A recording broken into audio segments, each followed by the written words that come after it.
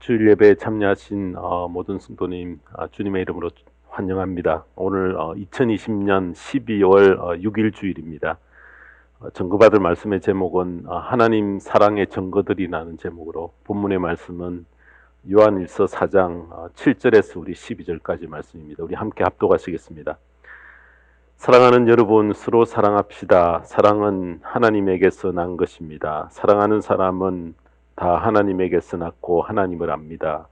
사랑하지 않는 사람은 하나님을 알지 못합니다. 하나님은 사랑이시기 때문입니다.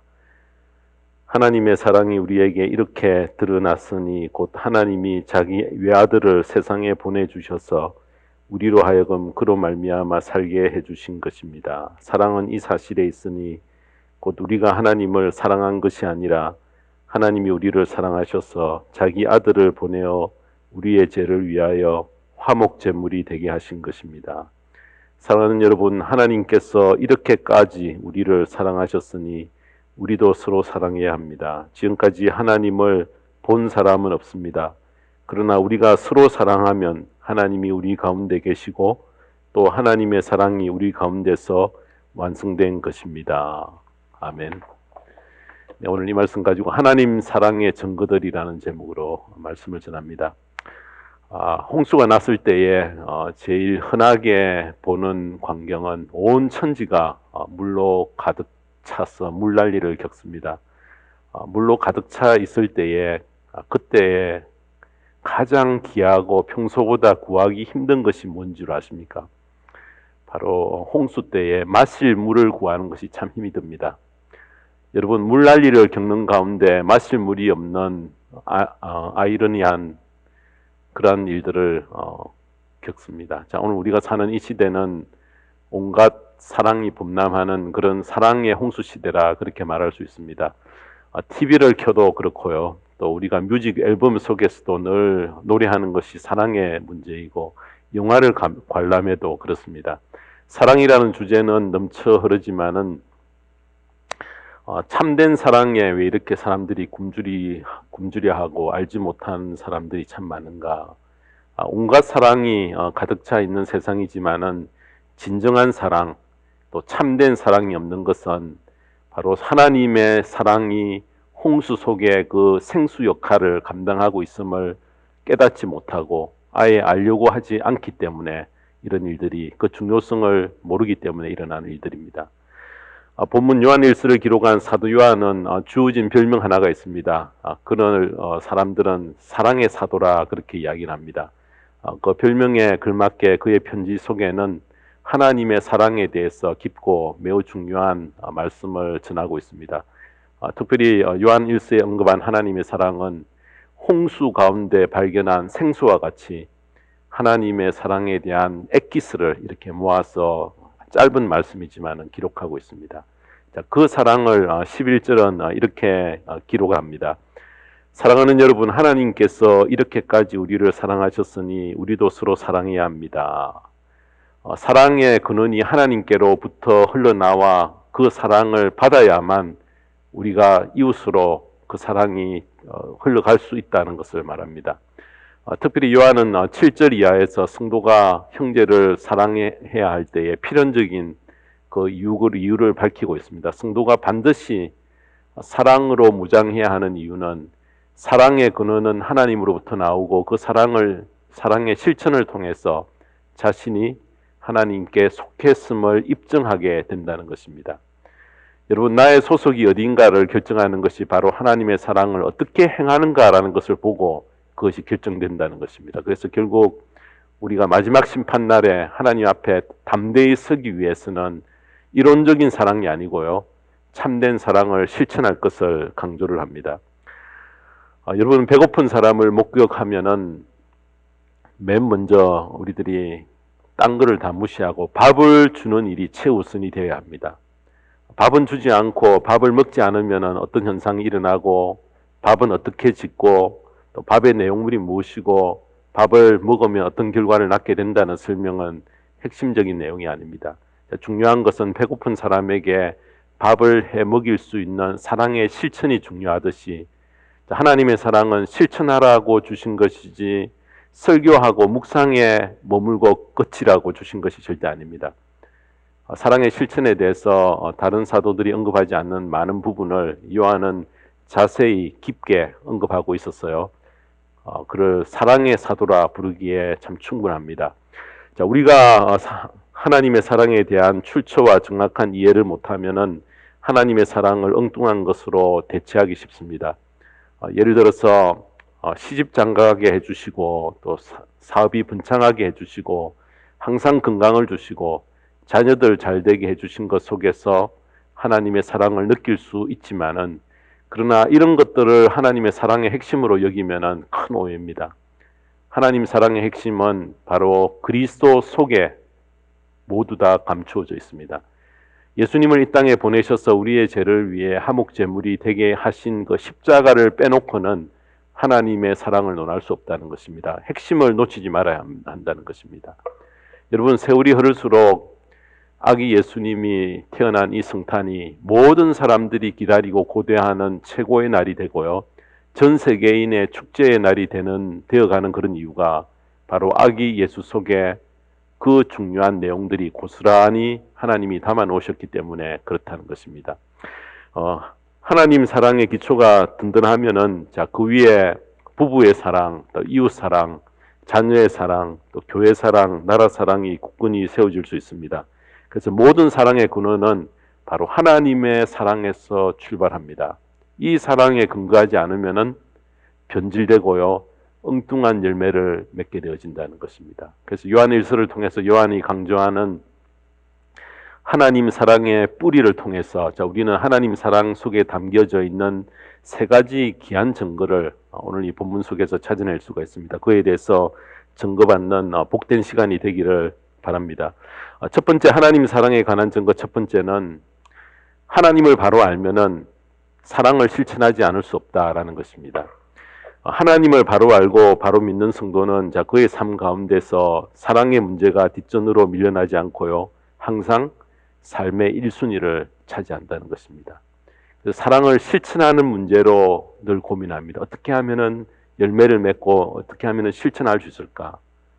다시 말해, 관념적인 사랑이 아니고요, 사랑의 실천을 위해 몸부림칩니다. 왜냐하면은 하나님을 대표하는 성품이 바로 사랑이기 때문에, 하나님을 가까이 하고 깊이 사랑하는 성도는 하나님 사랑의 강권을 당하기 때문에 사랑의 실천이 그의 삶 속에 매우 중요하게 자리를 잡는다는 것입니다. 자, 그러므로 얼마나 사랑을 실천하려 하는가로 그분의 신앙의 점수가 매길 수 있다는 것입니다. 자, 그러므로 내가 얼마나 사랑을 실천하려는 의지를 가졌는지, 나는 삶 속에서 얼마나 그런 실천이 이루어지고 있는지 항상 자신을 돌아봐야 하는 것입니다. 여러분, 미국에서 가장 존경받는 대통령으로 꼽는 분이 에이브라함 링컨입니다. 그를 꼽는 이유는 신앙적으로도 모범이 되었고요, 동시대 사람 가운데서 같이 그동안 많은 사랑을 실천했던 그런 대통령 중에서도 가장 빼어난 그런 분이었기 때문에 그렇습니다. 흑인들이 고통당하는 것을 보고 견디지 못하여 많은 반대와 어려움 속에서도요, 그들을 해방시키기 위해서 몸부림쳤습니다. 그는 성경 안에서 해답을 얻으면 어떤 반대에도 굴하지 않고 그 말씀을 끝까지 이루기 위해서 최선을 다했습니다. 당시에 백인들로부터 무시를 당하던 흑인들에 대한 사랑과 연민의 마음이 하나님의 사랑과 이렇게 연결이 되었을 때에, 피부색 때문에 차별을 받는 것에 성경의 가르침에 반한다는 확신을 가졌기에 그는 노예 해방에 목숨을 걸었던 분입니다. 또 그는 어렸을 때에 아버지가 사냥을 위해서 이렇게 덫을 놓아놨는데 덫에 걸린 어린 사슴이 불쌍해서 그걸 풀어줬습니다. 그래서 그 사실을 알게 된 아버지로부터 나중에 채찍을 맞기도 했다고 합니다. 그러나 매를 맞았지만은 어린 사슴의 목숨을 구해준 것을 생각하면은 마음이 더 흐뭇했다라고 그는 고백하고 있습니다. 자, 그러므로 사랑이신 하나님을 우리가 바로 알고 깊이 알면 알수록 보이신 그 사랑을 실천하지 않을 수 없다는 것입니다. 그래서 요한은 오늘 본문 말씀 7, 8절에 보면은 이렇게 말씀합니다. 사랑하는 여러분, 서로 사랑합시다. 사랑은 하나님에게서 난 것입니다. 사랑하는 사람은 다 하나님에게서 났고 하나님을 압니다. 사랑하지 않는 사람은 하나님을 알지 못합니다. 하나님은 사랑이시기 때문입니다. 하나님의 사랑을 바로 알고 하나님을 정말 만나면 그 사랑이 가득 채워져서 사랑을 실천하지 않을 수 없다는 것입니다. 그러면 어떤 분이 하나님을 깊이 알면 알수록 사랑을 깊이 실천하는 자리에 반드시 나아가게 되어진다. 자, 이 사실은 우리에게 큰 경고가 되기도 하고요, 큰 격려가 되기도 합니다. 경고가 되는 것은 신앙이 깊다면서 그의 삶 가운데 사랑의 실천이 없으면은 성경을 지식으로 알고 있을 뿐이고 하나님을 바로 섬기는 것이 절대 아닙니다. 그래서 하나님을 정말 아는 사람은 하나님은 사랑이시기 때문에 삶 속에서 사랑을 실천하려는 열매를 반드시 맺게 된다는 것입니다. 내가 예수님을 영접했고 구원의 확신을 가졌지만은 1년이 가고 또 2년이 지나고 5년이 지났지만은 내 삶 속에서 사랑을 행하려고 하는 열정과 노력과 열매가 전혀 보이지 않는다면은 여러분, 우리는 심각히 고민해 봐야 한다는 것입니다. 내가 과연 구원받았는가 의심해 봐야 합니다. 왜냐하면은 구원받은 것이 확실하고 구원받은 것이 내 삶 속에서 크면 클수록 반드시 이 행하는 사랑의 열매를 맺으려고 최선을 다하기 때문에 그렇습니다. 물은 높은 곳에서 항상 낮은 곳으로 흐르듯이 하나님의 사랑도 흘러 내려옵니다. 하나님의 사랑이 우리에게 흘러 내려와서 자, 우리도 또 그것을 딴 사람에게로 흘려보내는 것입니다. 그래서 8절에 보면은 사랑하지 않는 사람은 하나님을 알지 못합니다. 하나님은 사랑이시기 때문입니다. 참된 사랑은 하나님께로부터 출발하여 점점 아래로 흘러내려온다는 것입니다. 우리 주위에 성격이 좀 까다로운 분과 같이 있을 때는 좀 불안하고 조심이 됩니다. 언제 그 성격이 튀어나올지 모르기 때문에 그렇습니다. 자, 그런데 성격이 온유하고 사랑이 넘치신 분과 같이 있으면 아주 편하고 분위기가 살아납니다. 그런 분과 함께 일을 하면 참 일이 잘 됩니다. 우리가 불안하면 행하는 일에 브레이크가 걸리기 쉽습니다. 그런데 마음이 평안하면 일이 술술 잘 풀리는 것은 우리가 늘 경험하는 상식입니다. 자, 그러므로 하나님의 사랑으로 매사에 잘 준비가 되어 있으면은 비록 내 삶 속에 고난이 찾아와 고난을 겪을 때조차도 그 고난 속에 하나님의 사랑이 숨겨져 있는 것으로 받아들이기 때문에 늘 우리는 평강 가운데 하나님의 보호하신 가운데 인도함 가운데서 산다는 확신을 우리는 가지고 살아갈 수 있다는 것입니다. 사랑하는 성도 여러분, 하나님은 사랑이시기 때문에 하나님을 깊이 알수록 사랑을 실천하여 열매를 맺으려 합니다. 하나님의 사랑이 깊을수록 사랑의 열매에 더 큰 관심을 우리는 돌리게 됩니다. 하나님은 사랑이시므로 사랑치 않고는 못 배기시고 그 사랑이 우리에게 흘러와 우리로 하여금 사랑의 전령사 되게 하여 그 사랑을 흘러보내게 만드신다는 것입니다. 하나님의 자녀로서 나는 어떤 사랑을 실천하고 있는가? 항상 안테나를 세웠어요. 사랑의 실천이 내 삶 속에서 어떻게 이루어지고 있는가? 항상 돌아보아 풍성한 사랑의 열매를 맺는 저와 모든 성도님 되시기를 주님의 이름으로 축원합니다. 두 번째로 하나님 사랑의 증거, 둘째는 하나님 사랑의 증거는 희생으로 증명된다라는 것입니다. 9절에서 10절입니다.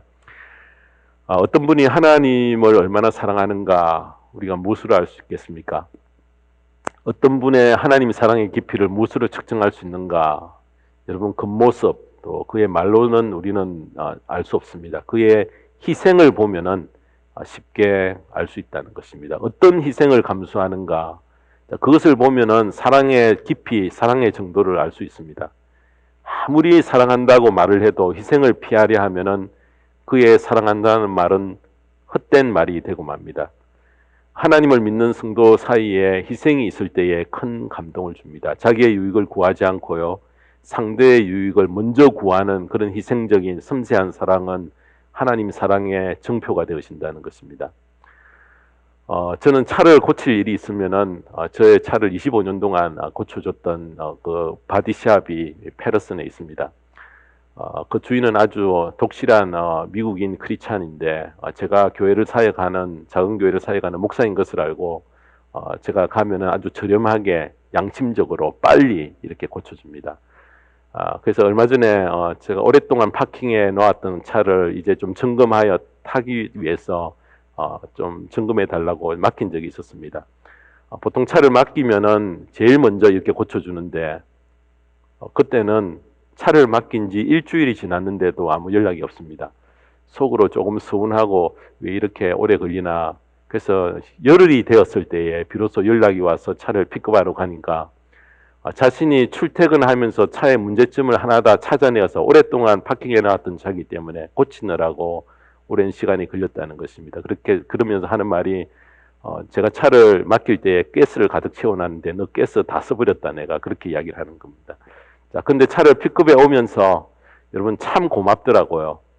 자기 차도 아닌데 자신이 타보면서 문제점을 찾아내어 또 그것도 최소한의 비용을 이렇게 차지하면서 차를 고쳐주려는 그분의 마음이 어디서 왔을까? 주의 일을 하는 선대하려고 하는 그 목회자를 선대하려고 하는 그 마음은 바로 순전히 주님의 그 사랑이 흘러와서 그 사랑이 나에게 이렇게 도달하는 주님의 사랑의 덕분으로 입는 사랑이다. 그런 생각을 저는 받으면서 돌아오게 되었습니다. 이런 섬세한 돌봄과 희생을 받으면서 최 목사를 돌아봤습니다. 저 자신에게 물으면서 저를 자책하며 돌아보는 그런 계기가 되었습니다. 사랑하는 성도 여러분, 사랑은 겉으로 드러나는 태도, 말만 들어봐서는 잘 모릅니다. 여러분 또 표정을 봐서도 잘 모릅니다. 자, 이웃을 위해 나의 것을 희생하고 도우려고 베풀려고 하는 그 마음으로 나타난다는 것입니다. 특별히 어떤 희생이 있는가 없는가를 보면은 사랑의 깊이와 그 정도를 우리는 알 수 있습니다. 자, 하나님께서 우리를 위해서 보여주신 희생을 9절이 밝힙니다. 9절에 보시면요. 하나님의 사랑이 우리에게 이렇게 드러났으니 곧 하나님이 자기 외아들을 세상에 보내주셔서 우리로 하여금 그로 말미암아 살게 해주신 것입니다. 하나님은 구약의 예언자를 통해서 그의 아들을 메시아로 구원자로 보내겠다고 수없이 예고해 놓으셨습니다. 때가 찼을 때에 독생자 아들로 하여금 하늘의 모든 영광을 다 포기하게 하고 우리를 위해 세상에 보내주셨습니다. 여러분 사랑하는 성도 여러분, 아들을 내어준다는 것, 우리는 그냥 성경에 기록되어 있으니까 쉽고 단순히 행할 수 있는 일로 받아들이지만은 절대 아닙니다. 절대 쉬운 일이 아니라는 것입니다.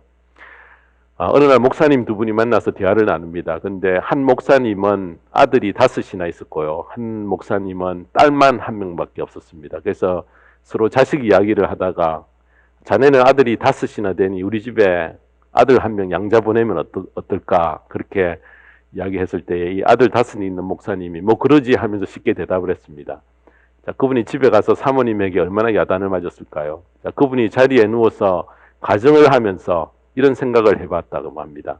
만약 5명의 아들 중에 1명을 보낸다면 누구를 보낼까라는 생각을 해보았다 합니다. 여러분 장남을 생각하니 장남은 안 되죠. 장남은 상속자인데 또 둘째를 생각해 보았다고 합니다. 둘째는 5 중에 제일 똑똑하고 제일 IQ가 높고 장래성이 촉망되어서 안 되겠다 이런 생각이 들었답니다. 또 셋째는 5명의 아들 중에 가장 자기를 닮은 아들이고 너무 미남이었습니다. 그래서 셋째도 안 되겠구나. 그래서 4번째 아들을 생각했습니다. 4번째 아들은 5 아들 중에 제일 약하여 늘 병치레를 하고 밤낮 빌빌대고 너무 불쌍하여 도저히 보낼 수 없습니다. 또 5번째 아들은 제일 귀여운 막내라서 불가능했다는 것입니다. 그래서 하나도 줄 수 없음을 알았을 때에 그의 마음속에 생각난 구절이 요한복음 3장 16절이었습니다. 하나님이 세상을 이처럼 사랑하사 독생자를 주신 하나님의 사랑, 독생자를 우리를 위해 기꺼이 내어주시고 십자가 위에서 죽게 하신 그 희생을 감수하셨던 사랑이라는 것입니다.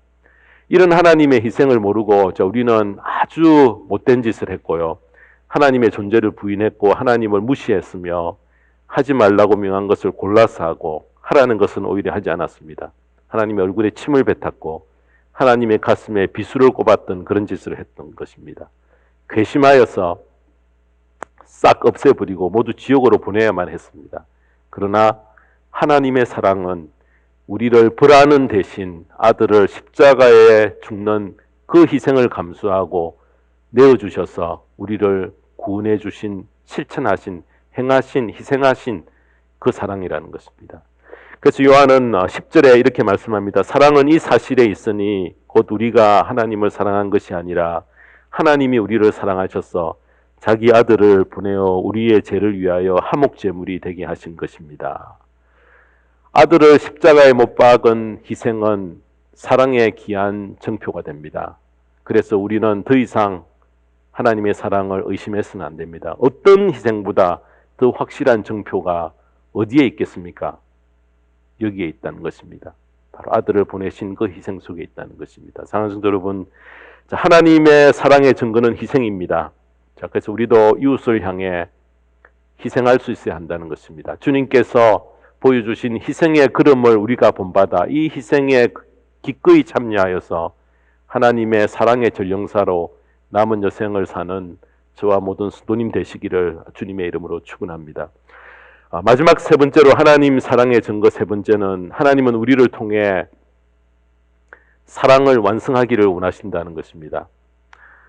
클래식 음악 중에 미완성 교향곡이 있습니다. 대표적인 분을 꼽으라면 슈베르트입니다. 슈베르트의 미완성 교향곡입니다. 아름다운 선율로 불후의 명곡이라 그렇게 이렇게 취급을 받지만은 제 2악장까지 완성하였고 3악장은 120마디까지 작곡된 초고가 남아 있을 뿐입니다. 4악장은 전혀 쓰여지지 않았습니다.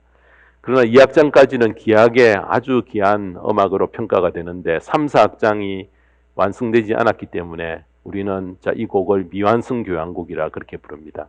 다른 분에 의해 완성을 시도했지만은 본래 작곡자가 행한 것이 아니므로 미완성으로 남아 있는 것이 그래도 그냥 오히려 낫습니다. 주님께서 십자가 위에서 다 이루었다라고 하신 것은 무엇입니까? 그리스도의 피로 속죄의 모든 조건을 다 충족시켜서 궁극적인 승리를 선포하며 우리를 의로운 자라는 자격증을 우리에게 허락해 주셨던 것입니다. 그 자격증을 가지고 주님의 사랑을 완성하는 그 일을 누가 감당해야 되는가? 그 일을 우리에게 맡기셨다는 것입니다. 2000년 전에 보이신 그 주님의 사랑을 우리를 통해 완수할 작은 예수들이 이 땅에 나타나기를 하나님은 주님은 기대하고 계십니다. 그래서 요한은 4장 11절 12절에 이렇게 말씀합니다. 사랑하는 여러분, 하나님께서 이렇게까지 우리를 사랑하셨으니 우리도 서로 사랑해야 합니다. 지금까지 하나님을 본 사람은 없습니다. 그러나 우리가 서로 사랑하면 하나님이 우리 가운데 계시고 또 하나님의 사랑이 우리 가운데서 완성된 것입니다. 2000년 전에 십자가의 희생적 사랑이 우리를 통해 다시 재현될 때에 우리를 보고 사람들은 말하기를 야, 정말 하나님이 살아계시구나. 정말 하나님은 사랑이시구나 라는 것을 알고 하나님께로 돌아오는 그런 믿는 사람들을 일으키신다는 것입니다. 어떤 일이 일어날 때에 어떤 일이 일어날 때 사랑이 완성된다고 말할 수 있겠습니까? 믿지 않던 자들이 우리를 보고 예수를 믿게 될 때에 비로소 하나님의 사랑의 완성, 여러분 그 일을 이룬다라고 그렇게 말할 수 있는 것입니다. 우리 모두는 하나님의 사랑을 완성할 그 사명을 받은 자들입니다. 그래서 그 책임감을 절실히 느껴야 합니다. 하나님의 사랑의 완성은 행함, 실천으로 이루어지고요. 머릿속에서 이루어지는 사랑은 참된 사랑이 절대 아닙니다. 그래서 나의 몸을 아끼면 안 됩니다. 몸을 아끼기 시작하면은 하나님의 사랑의 열매는 거두지 못합니다. 몸을 아끼는 분은 생각과 말로밖에 사랑치 못하는 것입니다. 하나님 사랑의 특징은 그의 외아들을 보내어 희생시킨 그 사랑, 희생이 없는 곳에는 하나님께서 임재하지 않으십니다. 참된 사랑은 반드시 희생으로 완성되어 가는 그 대열에 우리가 참여해야 된다는 것을 말합니다. 하나님이 우리를 위해 아들을 희생시킨 것처럼 희생이 있을 때에 비로소 사람들이 하나님이 살아계시구나. 지금도 역사하고 계시구나. 저 믿는 사람들을 통해서 나에게 하나님을 보여주시구나. 여러분 그렇게 감동하고 복음의 문을 두드린다는 것입니다. 하나님의 사랑의 완성은 몸을 아끼지 않고 희생을 두려워하지 않고 드릴 때에 가능합니다. 그런 곳에 하나님이 역사하시기 때문에 성령의 역사가 그런 곳에 일어납니다. 하나님의 사랑이 없는 곳에는 활동만 요란하고요. 성령님의 역사는 전혀 일어나지 않습니다. 교회 안에 하나님이 살아계시는 증거는 희생에 있습니다. 그래서 여러분, 금전적인 희생, 또 몸을 드리는 희생, 나의 시간을 드리는 희생이 있는 곳에 하나님의 사랑이 싹이 트고요, 완성이 되어져 간다는 것입니다. 우리 주변에 희생적인 사랑을 실천하는 분들이 있을 때에 믿지 않는 사람들은 주목하게 됩니다. 여러분, 그런 사랑이 없을 때는 지나 나나 똑같다라고 여기며 전혀 시선을 돌리지 못합니다. 시선을 돌릴 때에 뭔가 달라요. 하나님의 사랑, 살아계심을 인정하게 되어진다는 것입니다. 그런 호기심이 일어날 때에 이분이 나가는 교회가 어딘가, 교회를 다녀서 그런가, 하나님을 믿어서 그런가, 비로소 녹화하게 되어지고요. 알고 싶어서 그가 다니는 교회에 찾아 나오는 그런 놀라운 일들이 벌어진다는 것입니다. 사랑하는 성도 여러분, 우리는 하나님의 사랑을 완성할 책임을 진 자들입니다. 하나님의 사랑을 우리가 크게 받았기 때문에 하나님은 내가 너를 사랑한다고 말로 하시지 않고 아들을 세상에 보내는 그 희생을 우리에게 직접 보여주셨다는 것입니다. 믿지 않는 자들이 말로만 듣던 하나님을 성도의 희생적인 삶으로 체험을 하고 목격하게 되어질 때에 복음 전할 놀라운 열매 맺는 그런 기회를 얻게 되어진다는 것입니다. 이런 전도의 열매가 하나님의 사랑으로 무장한 우리 모두를 통해서 일어나고 많은 열매를 맺게 되기를 주님의 이름으로 축원합니다. 기도하겠습니다. 하나님 아버지, 감사합니다.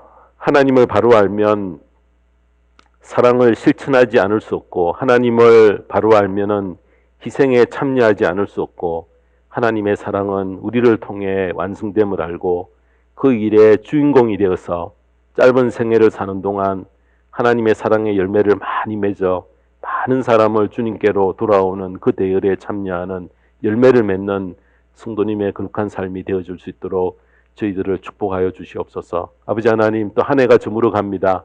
한 달여 이제 남은 이 시간 동안 또 한 해를 하나님 잘 마무리하며 새해를 계획할 수 있게 하시고, 성도님의 처한 모든 형편과 사정을 아시는 아버지 하나님께서 늘 앞서 예비해 주시고 여호와 이레로 하나님께서 하나하나 어려움과 하나님 곤란을 당하지 않도록 각 가정마다 모든 자녀들까지도 지켜주시고 인도하여 주시옵소서.